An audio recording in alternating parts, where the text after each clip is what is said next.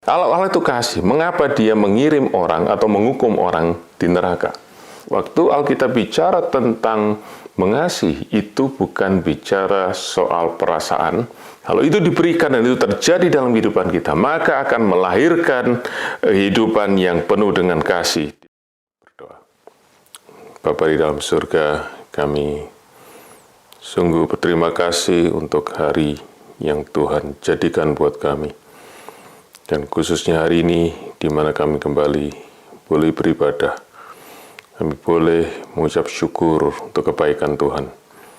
Dan kami juga boleh sekali lagi menerima kebenaran firman-Mu, yang boleh menjadi penuntun dalam kehidupan kami, boleh menjadi makanan dan minuman rohani untuk jiwa kami, dan juga firman-Mu yang akan membawa terang di dalam langkah kehidupan kami.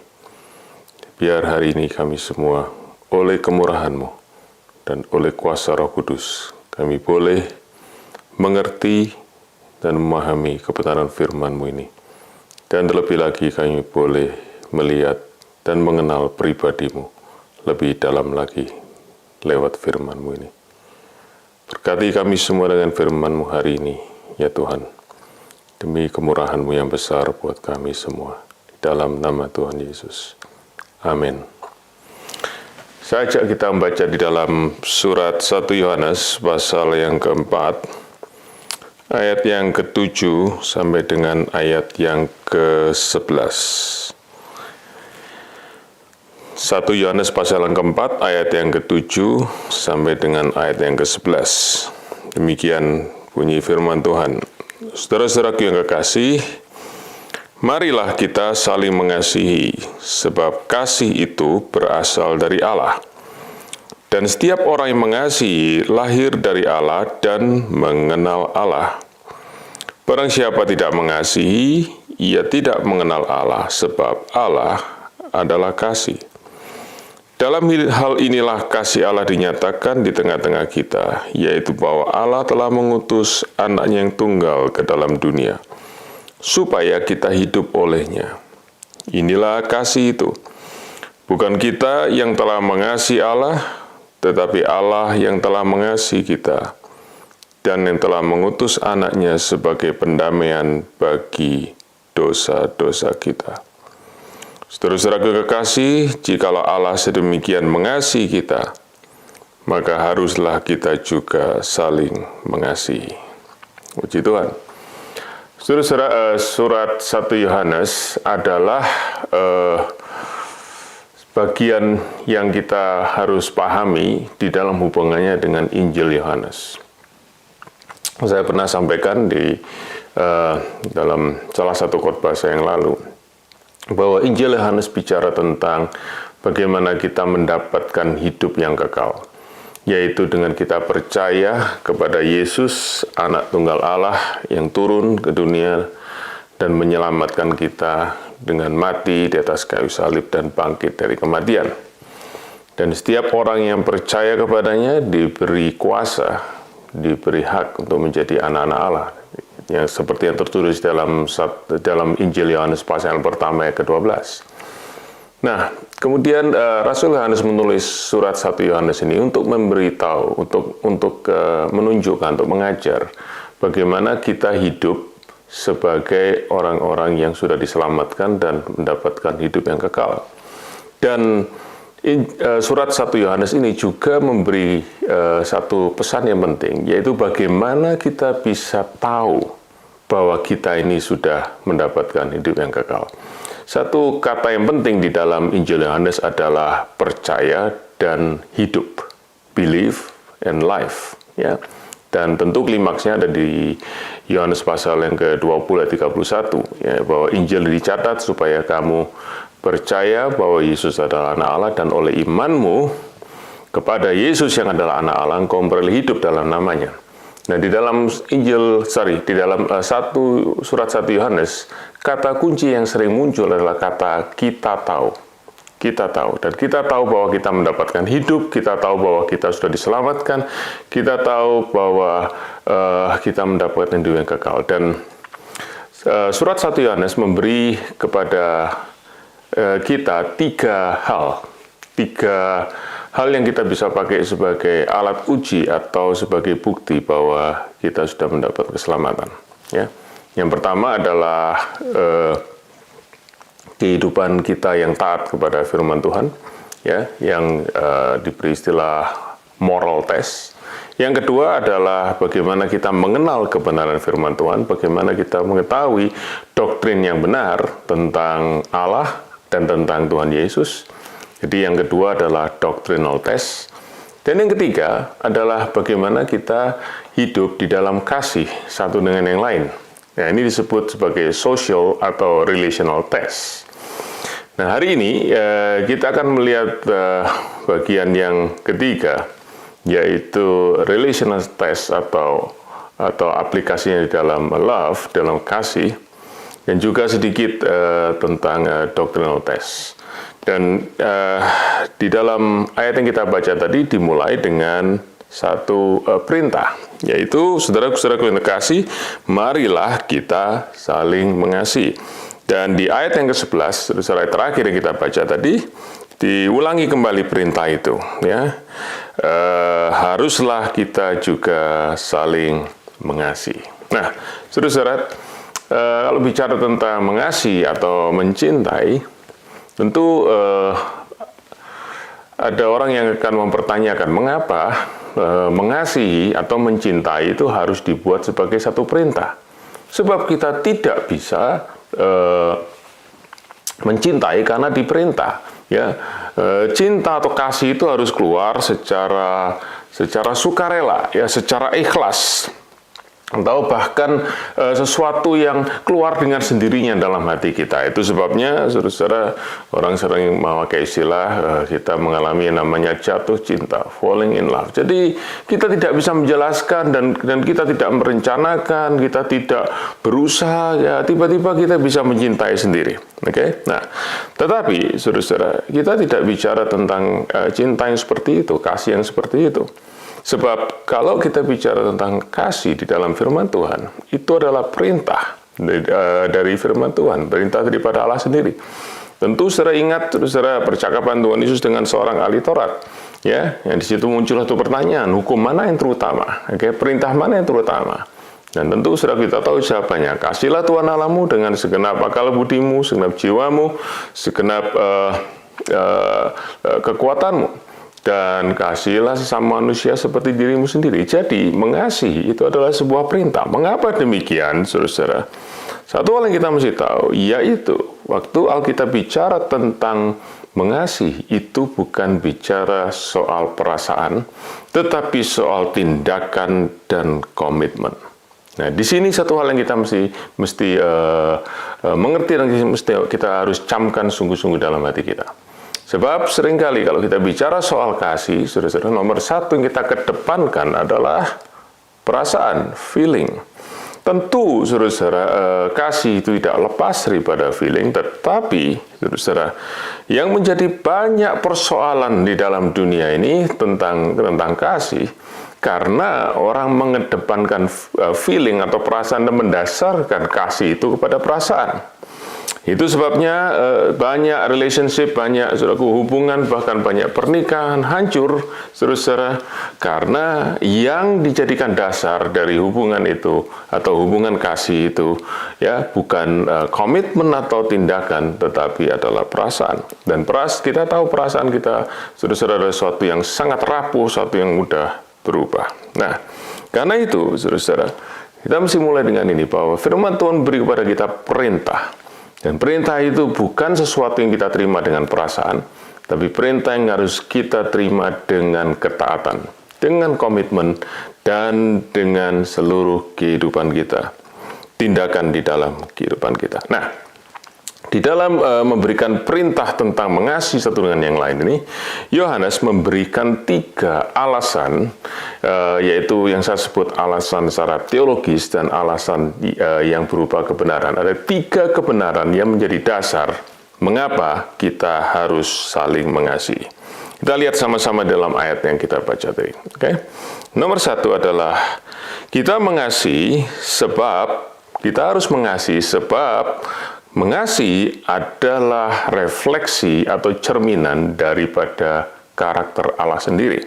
Kalau saudara baca di dalam ayat yang ke-7 dan ayat yang ke-8, di situ saudara mendapatkan kalimat, ya, yaitu dalam ayat yang ke-7, sebab kasih itu berasal dari Allah. Kemudian ayat ke-8, saudara dituliskan, sebab Allah adalah kasih. Dari dua ayat ini, Yohanes ingin menunjukkan kepada kita bahwa kasih itu adalah karakter yang utama yang dia ingin kita semua mengerti, saudara, daripada Allah kita.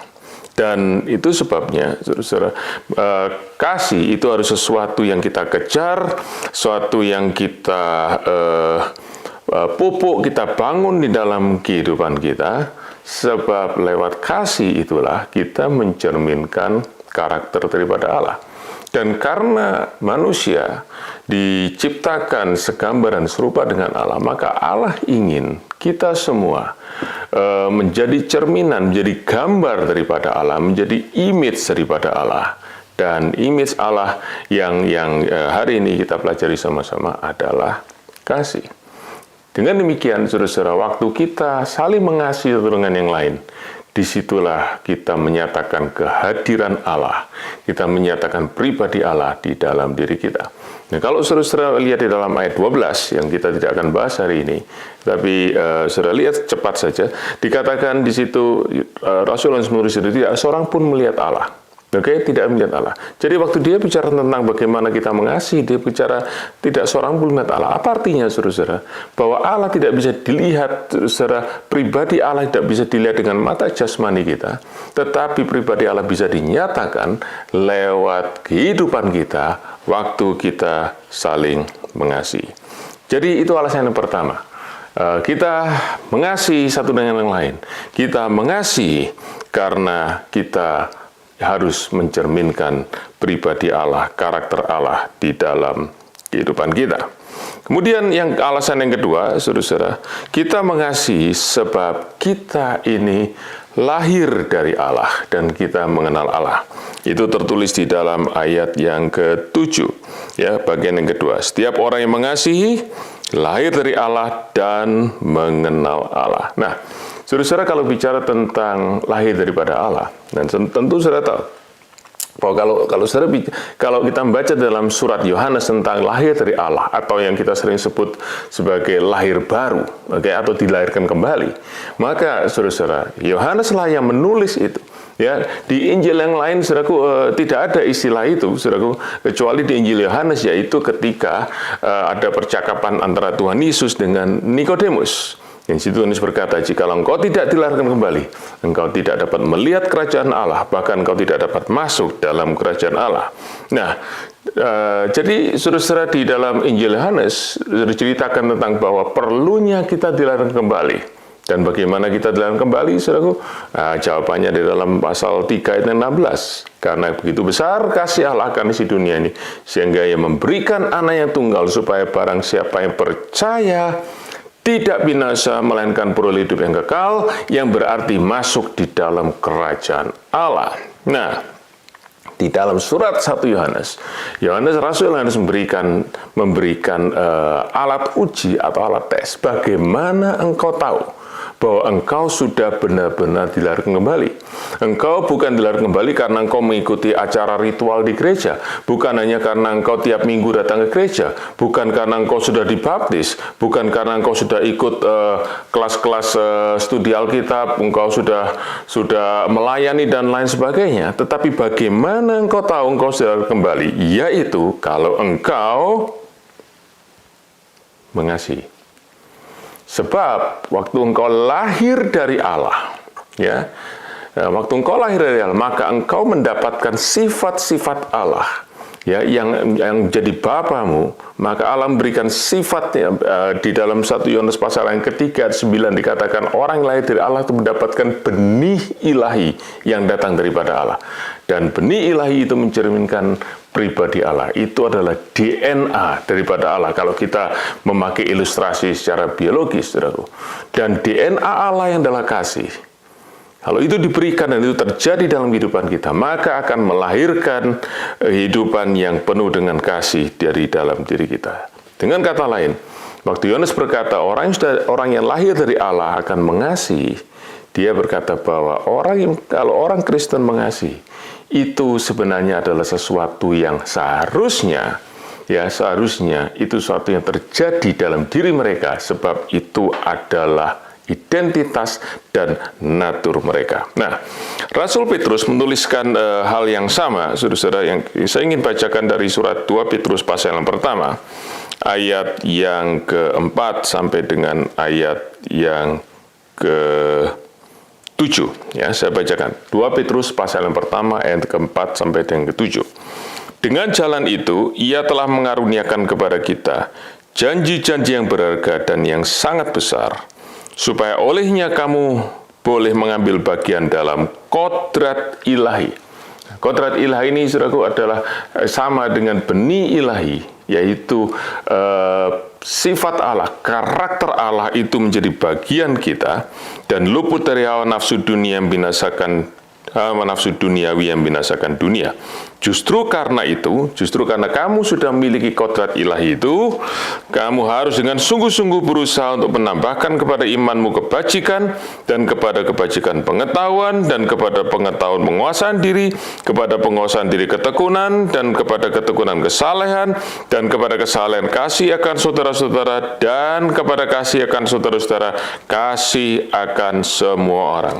Jadi, saudara-saudara, pertumbuhan rohani dari seorang yang sudah dilahirkan kembali, klimaksnya adalah bagaimana dia menyatakan atau menunjukkan kehidupan yang penuh dengan kasih, yang menunjukkan pribadi atau karakter Allah sendiri. Nah, saya ingin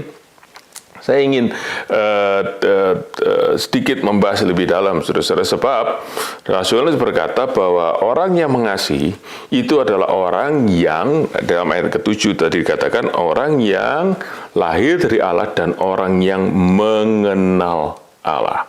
Bicara tentang kelahiran kembali dan pengenalan kan Allah adalah hal yang tidak dipisahkan.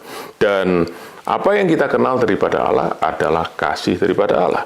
Nah, saudara, kalau bicara tentang mengenal Allah, itu bicara tentang sesuatu yang kita pahami di dalam hati dan pikiran kita. Nah, jadi saudara-saudara, bagaimana kita tahu bahwa kita sudah lahir baru dan kita mengenal Allah? Ada dua hal. Yang pertama adalah kita memiliki pengenalan yang benar, yaitu saudara-saudara yang tadi saya sebut, uji yang kedua, yaitu right belief atau right doctrine. Nah, kalau saudara membaca dalam 1 Yohanes pasal yang keempat, di dalam ayat yang pertama sampai dengan ayat ke-6, saudara-saudara, di situ Yohanes berkata bahwa kita harus menguji roh-roh yang ada di dalam dunia ini. Dan dimaksudkan roh itu bukan sesuatu yang gaib, saudaraku, tetapi adalah roh-roh itu muncul di dalam pengajaran-pengajaran yang didengar oleh jemaat pada waktu itu. Dan Rasul Yohanes berkata, engkau mesti sungguh-sungguh melihat, engkau mesti sungguh-sungguh memperhatikan, ya, apa ya di balik pengajaran-pengajaran kau dengar itu. Sebab ada banyak pengajaran yang bertentangan dengan kebenaran yang kau sudah terima, yaitu pengajaran yang melawan Kristus. Jadi Yohanes berkata tentang doktrin.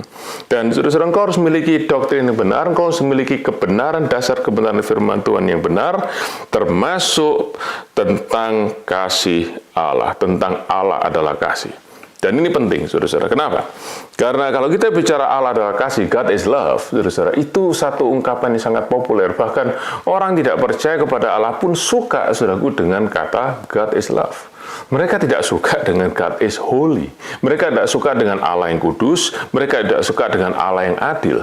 Mereka suka dengan Allah yang mengasihi. Sebab Allah mengasihi, artinya Allah itu mengasihi kita apa adanya, apapun yang kita lakukan, apapun yang terjadi, Allah tetap mengasihi kita. Dan saudara-saudara, ketidakseimbangan atau saudaraku, pandangan yang ekstrim tentang kasih Allah itu membuat kita memiliki pengertian yang salah tentang kasih Allah, bahkan pengertian yang tidak biblical.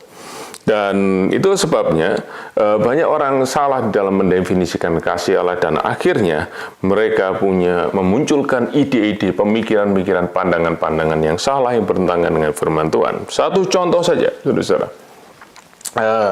Kita sering, saya tidak tahu, saudaraku, tapi saya sering baca pertanyaan yang paling populer yang ditanyakan oleh banyak orang. Kalau Allah itu kasih, Allah itu kasih, mengapa dia mengirim orang atau menghukum orang di neraka? Dan saudara, mereka berkata, tidak mungkin. Kalau Allah itu kasih, berarti tidak ada orang yang akan masuk neraka. Semua orang akan masuk surga, saudara ya. Bahkan ada beberapa buku yang ditulis tentang itu, saudara. Dan disitulah kita melihat bahwa kalau kita mendefinisikan kasih Allah itu menurut pikiran kita secara manusia dan keinginan kita secara manusia, dan kita tidak mengacu kepada firman Tuhan, kita tidak melihat doktrin yang benar, maka kita akan masuk di dalam pengertian yang salah tentang apa yang dimaksud dengan Allah adalah kasih. Nah, mari kita melihat, saudaraku, apa yang dimaksud dengan Allah adalah kasih. Yohanes tidak memberikan, tidak ingin kita tinggal di dalam kebingungan, tapi dia memberi kepada kita satu jawaban yang jelas, yaitu di dalam ayat yang 9.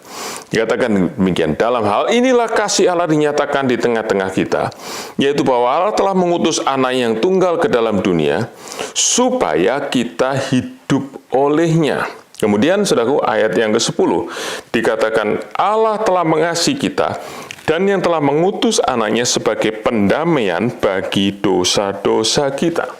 Nah, Yohanes bicara tentang apa ini, saudaraku? Ingat, saudara, Yohanes bicara tentang salib Kristus, bahwa Yesus datang ke dalam dunia untuk menyelamatkan kita, untuk memberi kepada kita hidup. Tapi bagaimana caranya Yesus bisa memberi kita hidup?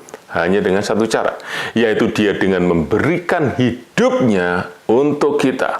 Dan waktu dia memberikan hidupnya untuk kita, dia harus mengalami namanya kematian. Dan itulah yang terjadi pada waktu Tuhan Yesus mati di atas kayu salib. Dia memberikan hidupnya untuk saudara dan saya. Dan jadi, saudara, di mana kita bisa melihat kasih Allah? Kita harus melihat kasih Allah di dalam salib Kristus. Salib Tuhan Yesus adalah wujud kasih Allah, adalah pernyataan, demonstrasi kasih Allah yang terbesar yang harus kita pakai sebagai acuan dan bukti dan referensi dari semua hal yang lain.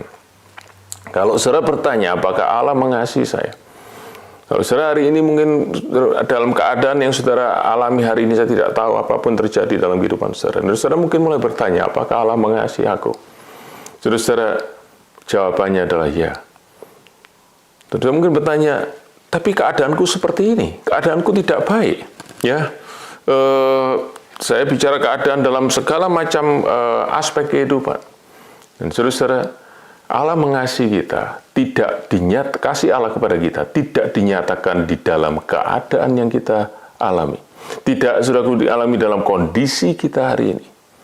Kasih Allah, saudaraku, dinyatakan dalam satu hal, yaitu 2000 tahun yang lalu, Yesus sudah mati di atas kayu salib untuk menebus dosa kita, sehingga kita yang seharusnya dihukum, kita mendapatkan hidup yang kekal, dan Dia yang menanggung hukuman kita. Karena itu, saudara, saya ingin tegaskan sekali lagi, lihat kasih Allah, dan terus, saudara, pegang kasih Allah dalam diri kita, di dalam salib Tuhan Yesus yang memberikan berkat keselamatan lebih daripada berkat-berkat yang lain di dalam hidup kita di dunia yang sementara ini. Nah, tapi satu hal lagi saya ingin kita semua mengerti. Kalau kita bicara tentang salib Kristus, kita selalu bicara tentang kasih Allah, betul. Tapi jangan lupa, mengapa Yesus harus mati di atas kayu salib? Bukan hanya karena Dia mengasihi kita, tetapi Dia harus mati di kayu salib karena Dia harus menanggung dosa kita. Tadi dikatakan untuk pendamaian dosa kita. Mengapa saudaraku jadi seperti itu? Sebab Dia harus menanggung hukuman dosa kita, supaya keadilan Allah dan hukuman Allah atas dosa kita itu boleh digenapi di dalam Dia. Dengan demikian, saudara, salib Kristus bukan hanya menunjukkan kasih Allah, tetapi juga keadilan dan kekudusan Allah. Salib Kristus bicara tentang hukuman Allah atas dosa-dosa kita. Nah, disinilah kita harus mengerti, disinilah kita harus melihat, saudaraku, bahwa Allah itu adalah Allah yang kasih, tetapi dia juga Allah yang kudus, dia juga Allah yang adil. Dan kalau kita mengerti itu semua, saudara-saudara, maka kita bisa mengerti tentang apa artinya Allah adalah kasih menurut definisi Alkitab, bukan menurut apa yang kita sukai. Nah, karena itu, saudaraku, mengenal Allah, itu harus dimulai dengan mengenal kebenaran firman Tuhan yang tertulis dalam Alkitab ini. Memiliki doktrin yang benar menjadi fondasi iman kita, itu harus sesuatu yang kita rindukan di dalam kehidupan kita. Tetapi Rasul Yohanes berkata bahwa setelah kamu memiliki doktrin yang benar dan kamu percaya kepada apa yang tertulis dalam firman Tuhan ini, maka itu harus nyata di dalam hidupmu. Artinya, tahu tentang doktrin itu penting, tetapi tidak cukup. Ya, saudaraku, itu penting, itu harus, itu mutlak perlu, tapi tidak cukup. Jadi, saudara, jangan salah bahwa doktrin tidak penting, yang penting kita praktek. Dengar baik-baik. Kita harus mulai dengan doktrin yang benar. Kita harus mulai dengan mengerti kebenaran firman Tuhan ini. Baru kita bisa hidup dengan benar. Sebab kalau kita tidak mengerti firman Tuhan, saudaraku, kita tidak bisa hidup dengan benar. Sebab kita tidak punya acuan, kita tidak punya petunjuk, dan kita tidak punya standar akan kebenaran itu. Nah, tetapi di lain pihak, kita tidak bisa puas hanya karena kita sudah tahu tentang doktrin Alkitab. Sebab doktrin itu bukan hanya untuk dimengerti, tapi untuk dipercayai dan dihidupi. Nah, bagaimana kita tahu kita sudah memiliki iman yang benar kepada kebenaran yang tertulis dalam Alkitab? Yohanes berkata, kalau orang berkata dia mengenal Allah, dia punya pengertian yang benar tentang Allah, maka itu harus muncul di dalam kehidupannya yang penuh dengan kasih. Dan itu sebabnya di dalam ayat ke-8, saudara-saudara, Yohanes berkata, barang siapa tidak mengasihi, ia tidak mengenal Allah, sebab Allah adalah kasih. Orang boleh berkata, saya mengenal Allah, dia bisa cerita saudara tentang Allah, dia bisa kutip banyak ayat tentang Allah, yang itu baik. Tetapi kalau kehidupan kita tidak mencerminkan kasih Allah, maka sebenarnya kita tidak mengenal Allah. Kita cuman punya pengertian kognitif tentang Allah, tapi kita tidak punya hati yang mengasihi Allah. Karena kita belum mengalami kuasa firman itu yang melahirkan kita kembali dalam hidup yang baru. Nah, saudara tentu ingat di dalam surat Yakobus, kalau kita bicara Yakobus, salah satu yang paling terkenal adalah Yakobus pasal 2 ayat 17. Ya, di situ dikatakan sebab iman tanpa perbuatan adalah mati. Ya, kita sudah sering dengar tuh, saudara-saudara percuma punya iman kalau tidak ada perbuatan. Pertanyaannya, perbuatan apa, saudara-saudara, yang lahir daripada iman itu? Nah, kalau saudara membaca dalam surat Yakobus, saudara, dia memberikan, sebelum dia sampai pada kesimpulan iman tanpa perbuatan adalah mati, dia menunjukkan satu contoh, yaitu begini: kalau ada seorang yang yang lagi kelaparan atau lagi kedinginan, saudara, lalu engkau hanya berkata, saudara, selamat jalan, kenakanlah kain panas, itu semua sia-sia, itu semua percuma. Dia bicara tentang apa? Dia bicara tentang mengasihi. Artinya kalau engkau hanya mengasihi orang dengan perkataan, tidak dengan perbuatan, maka itu berarti engkau memiliki iman yang mati, iman yang sia-sia. Jadi, saudara-saudara, sebenarnya Yakobus sudah memberikan satu hint, ya, sudah memberikan satu clue, satu arahan bahwa pekerjaan daripada iman atau wujud daripada iman di dalam kehidupan kita adalah kasih. Dan Rasul Paulus menegaskan itu di dalam surat Galatia pasal yang kelima ayat yang ke-6. Galatia pasal yang kelima ayat yang ke-6. Dia berkata demikian kepada orang-orang di Galatia. Sebab bagi orang-orang yang di dalam Kristus Yesus, hal bersunat atau tidak bersunat tidak mempunyai suatu arti. Hanya iman yang bekerja oleh kasih. Jadi, saudara-saudara, wujud daripada iman yang benar adalah kasih.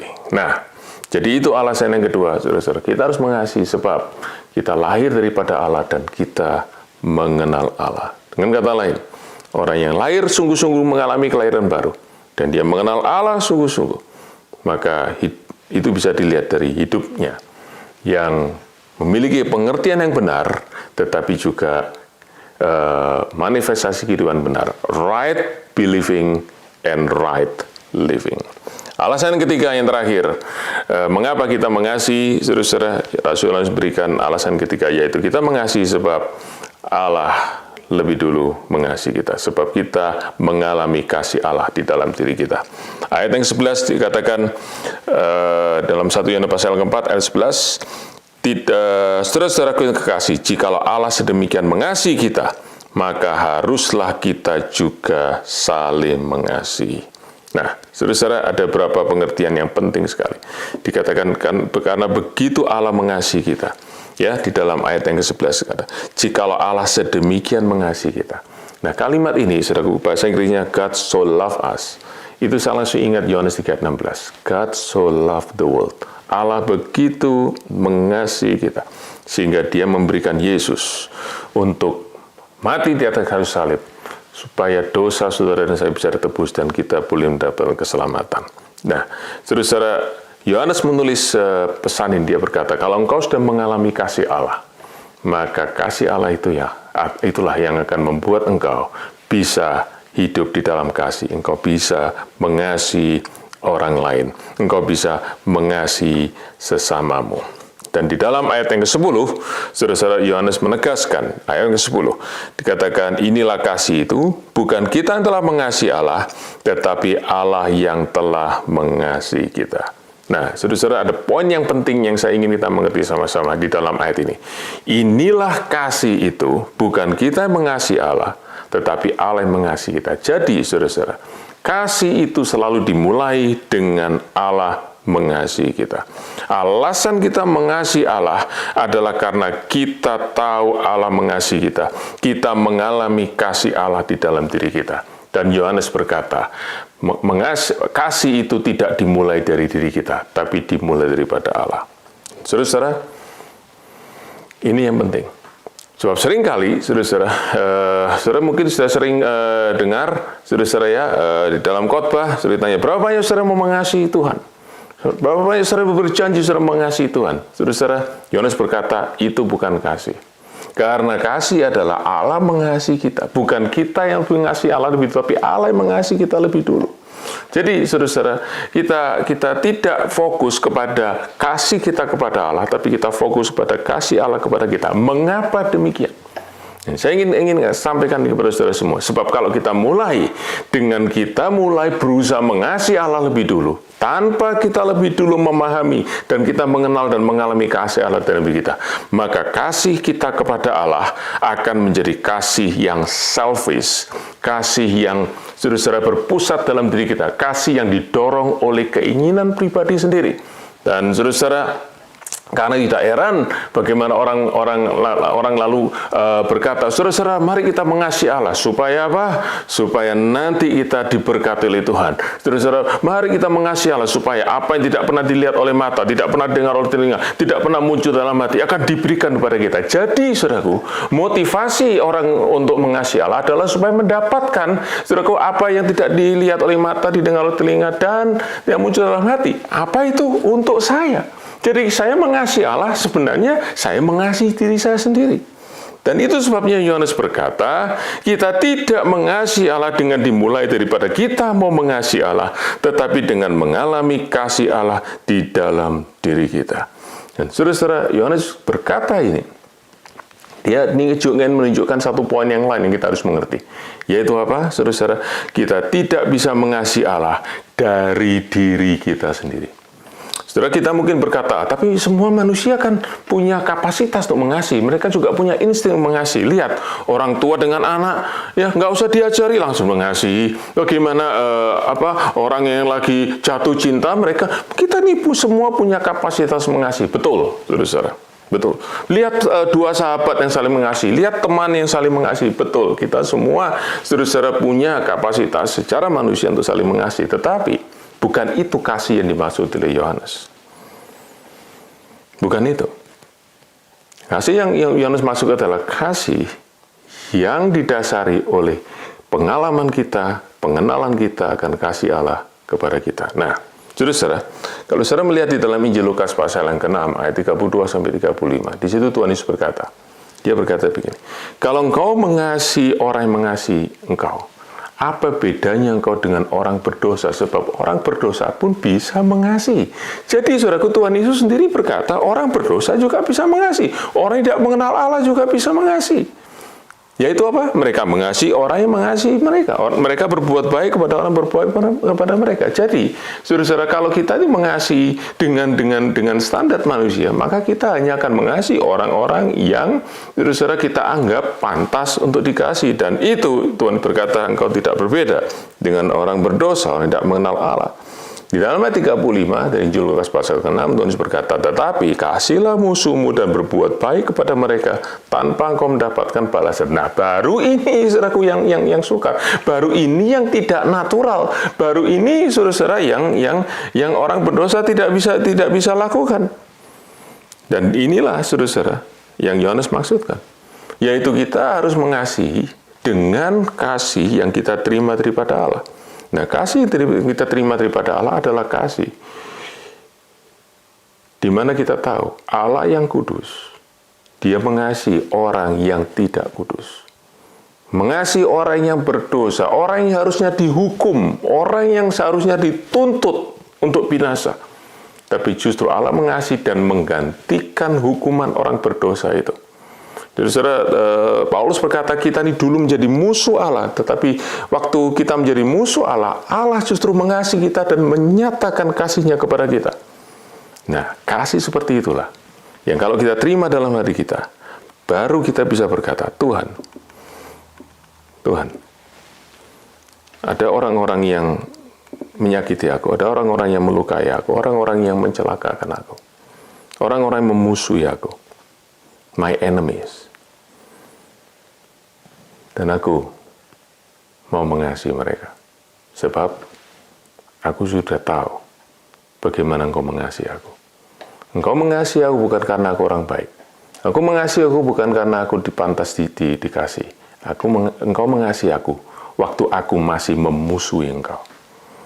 Dan waktu saudaraku kita sadar itu dan kita sungguh-sungguh mengalami kasih Tuhan yang seperti itu, baru kita bisa mengasihi orang lain seperti Tuhan mengasihi kita. Nah, karena itu, saudara-saudara, kasih yang Yohanes sampaikan ini, ya, perintah untuk mengasihi ini bukan mengasihi, saudara-saudara, dari insting kita atau kekuatan kita secara manusia, tetapi hanya dari kekuatan yang kita dapatkan waktu kita mengenal, memahami betapa panjang, lebar, tinggi, dan dalamnya kasih Kristus yang Dia nyatakan di atas kayu salib. Nah, itu sebabnya di dalam 1 Yohanes pasal yang keempat ayat 19, Yohanes menegaskan sekali lagi, kita mengasihi karena Allah lebih dahulu mengasihi kita.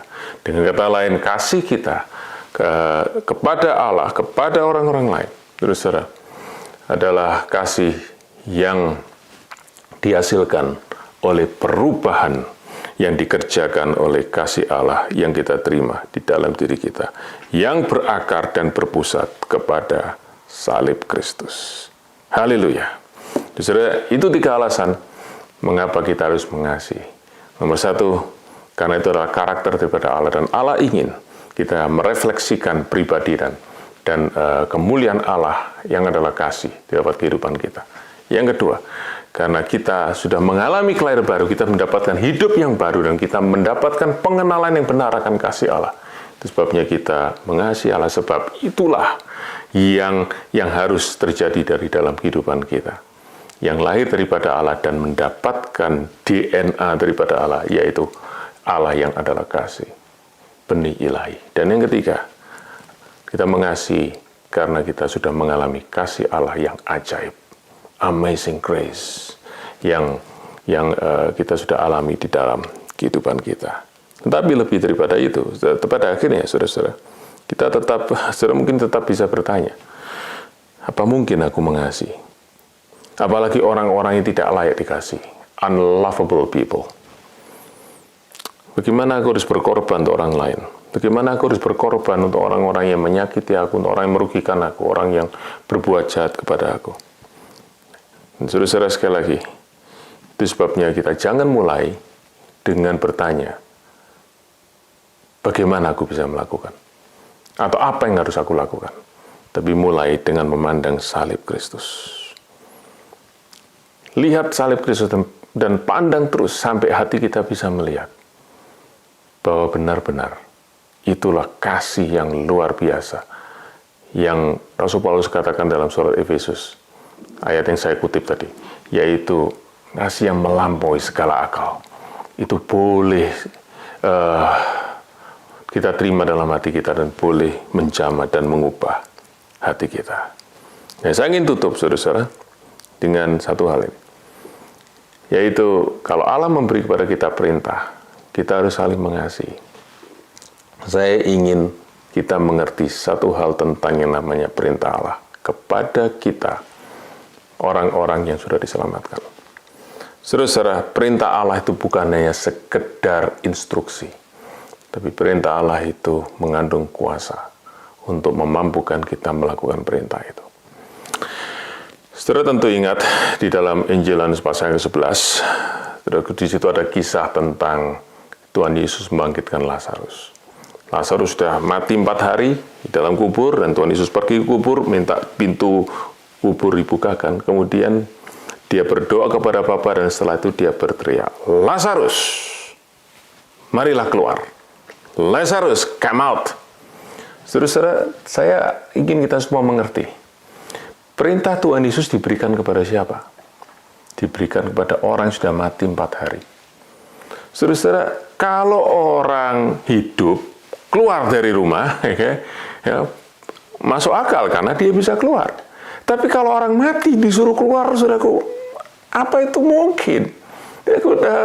Bagaimana mungkin itu bisa terjadi? Orang sudah mati, jangankan suruh keluar, suruh duduk saja, saudaraku, tidak mungkin. Tetapi saudaraku, apa yang terjadi? Waktu orang mati yang tidak bisa bergerak, bergerak pun tidak bisa, saudaraku. Dan perintah Tuhan itu datang, Lazarus keluar. Maka Lazarus itu keluar. Artinya apa, saudaraku?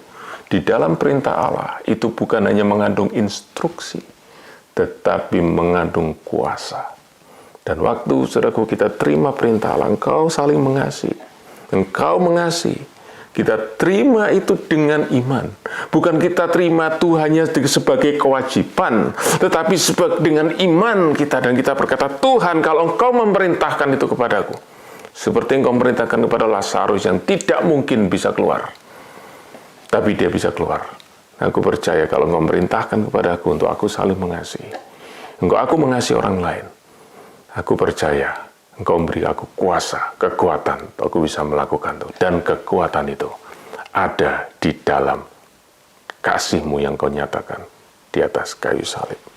Karena itu, saudara-saudara, pandang salib Kristus. Terus pandang salib Kristus. Disitulah engkau bisa mendapatkan kekuatan. Dan waktu Tuhan berkata, kasihilah sesamamu, kasihilah orang-orang lain, kasihilah musuhmu. Saudara-saudara, perintah itu akan membawa kuasa yang membuat kita bisa melangkah dan melakukan apa yang kita pikir mustahil buat kita semua. Tuhan berkati saudara semua. Haleluya.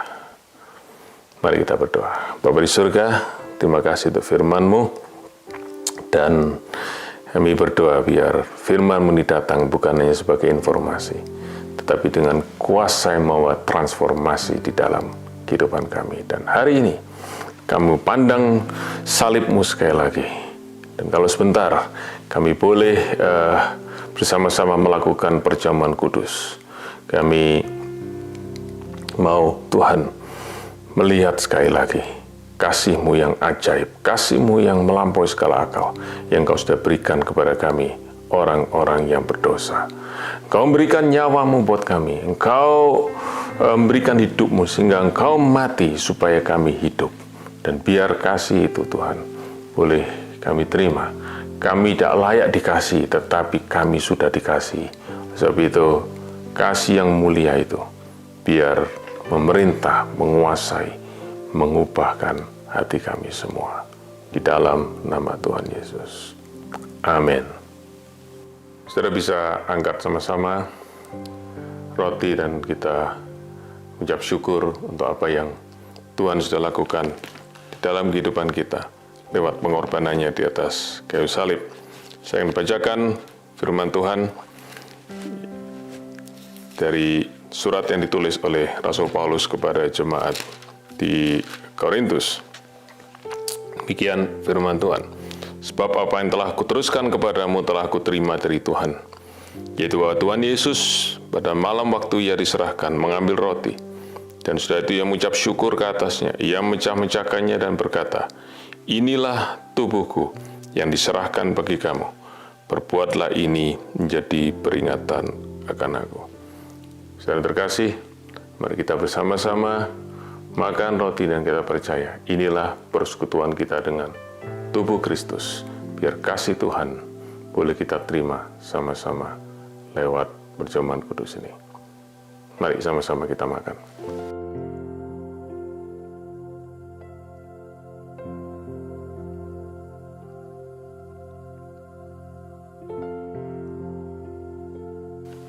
Puji Tuhan. Kita angkat sama-sama, cawani dengar firman Tuhan sekali lagi. Demikian juga ia manggil cawan sesudah makan lalu berkata, cawan ini adalah perjanjian baru yang dimeteraikan oleh darahku. Perbuatlah ini setiap kali kamu minumnya, jadi peringatan akan aku. Saudara terkasih, kita sama-sama minum dari cawan anggur ini. Dan kita ingat sama-sama, inilah darah Yesus yang dicurahkan untuk kita semua. Biar persekutuan dengan darah Kristus ini boleh beri kepada kita sekali lagi keyakinan akan keselamatan yang Tuhan beri kepada kita. Dan biar kasih Tuhan sekali lagi boleh mengalir dan memenuhi hati kita. Mari kita minum bersama-sama di dalam nama Yesus.